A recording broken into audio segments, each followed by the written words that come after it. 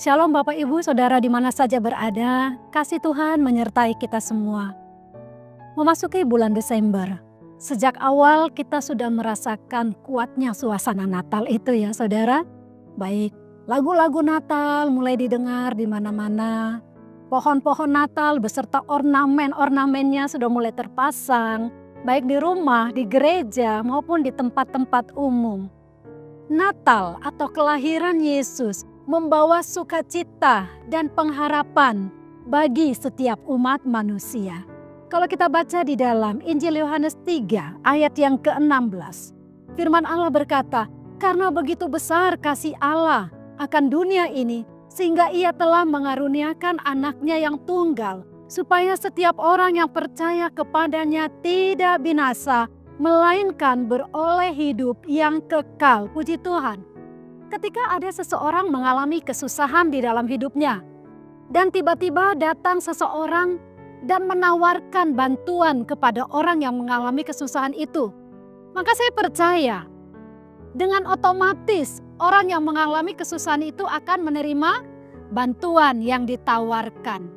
Saudara yang diberkati oleh Tuhan, ketika Yesus datang ke dalam dunia, Dia membawa pengharapan bagi setiap manusia.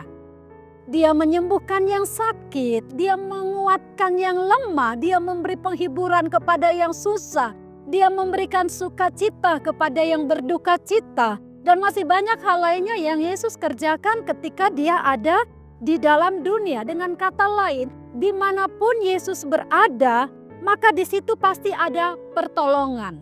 Di situ pasti ada kelepasan dan kelegaan. Puji nama Tuhan.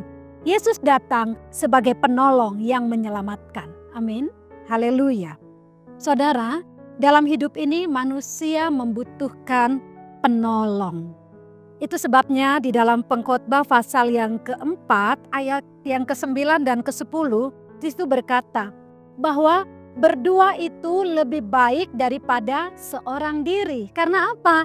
Karena jika yang seorang jatuh, atau ketika yang seorang mengalami kesusahan, kesulitan, maka yang satu dapat menolongnya.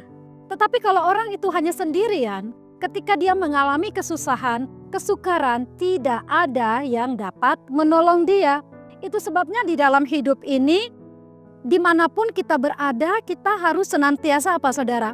Kita harus bergaul, kita harus bermasyarakat, ya kan saudara? Dan berbuat baik kepada setiap orang. Karena pada umumnya manusia itu tidak bisa hidup sendirian. Ya. Nah saudara-saudara, tetapi satu hal, sekalipun kita membutuhkan sama manusia, pertolongan manusia, tetapi satu hal yang tidak boleh kita lupakan bahwa pertolongan manusia itu sangat terbatas. Ya, manusia itu sangat terbatas. Misalnya saudara, seorang yang sakit, lalu dia datang kepada dokter atau dia pergi ke rumah sakit, lalu dia diberi obat, dia minum obat itu, setelah dia minum, dia menerima kesembuhan. Tetapi ada juga orang yang sakit. Dia ke dokter, dia berobat. Mungkin karena sakitnya sudah parah, sekalipun dia minum obat, sakitnya tidak sembuh-sembuh. Sehingga dokter yang memeriksa dia, akhirnya angkat tangan. Karena apa? Sudah tidak bisa disembuhkan lagi penyakitnya. Dan orang ini hanya berharap terjadi mujizat di dalam kehidupannya. Saudara-saudara yang terkasih, itu sebabnya Yesus datang ke dalam dunia untuk menolong, untuk menyelamatkan setiap orang yang membutuhkan pertolongan. Karena kuasa Yesus itu tidak terbatas, puji Tuhan. Siapapun yang datang kepada Yesus pasti terima pertolongan. Haleluya. Siapapun boleh datang kepada Yesus. Apakah dia orang yang tidak mengenal Tuhan? Apakah dia bukan pengikut Tuhan?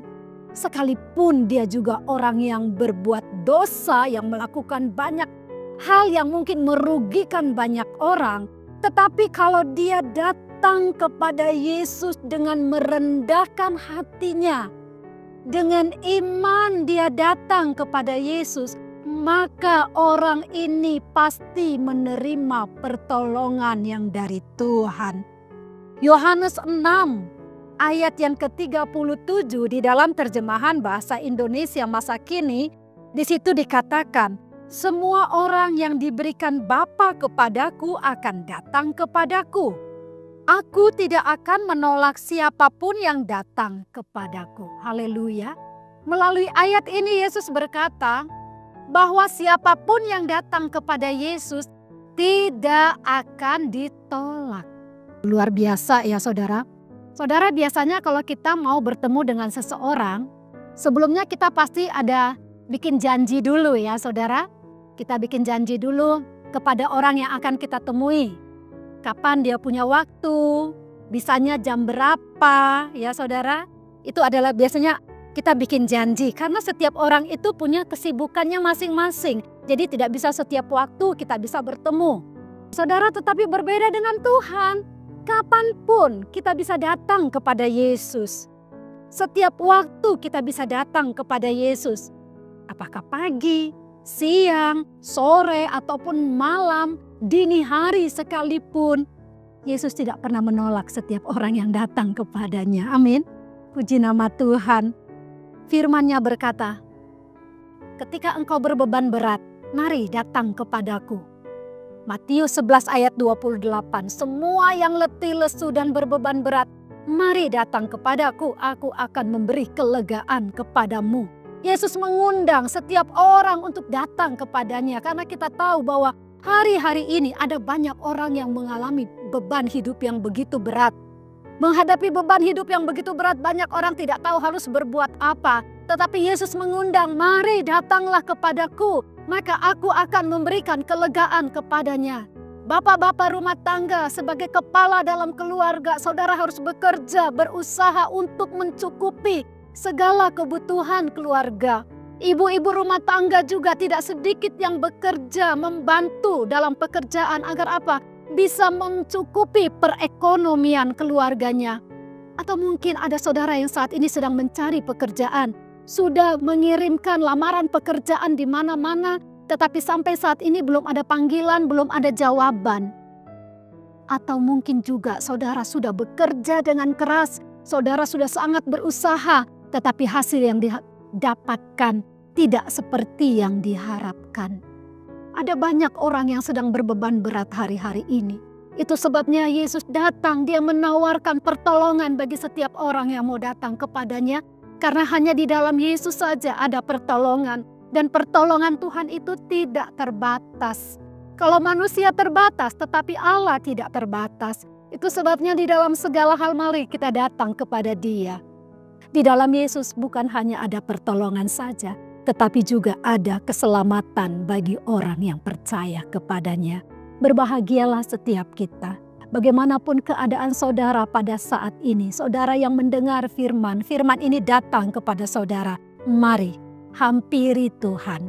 Datanglah kepada Tuhan. Di dalam Tuhan sudah tersedia segala yang kita perlukan. Karena tidak ada yang mustahil bagi Allah kita. Tidak ada yang mustahil bagi Allah kita. Dialah penolong yang menyelamatkan setiap orang yang mau datang kepadanya. Mari kita berdoa. Bapa, kami mengucap syukur kepadamu. Terima kasih Yesus, Engkau telah datang ke dalam dunia untuk menolong setiap kami. Kami menyadari sebagai manusia biasa kami banyak keterbatasan Tuhan. Kami membutuhkan Engkau di dalam hidup kami. Bawalah kami umat-Mu Tuhan untuk selalu datang kepada Engkau ketika menghadapi beban yang berat ataupun dalam keadaan apapun yang kami alami dalam hidup ini. Ajar kami Tuhan untuk selalu datang kepada Tuhan karena dari Tuhanlah datang pertolongan kami.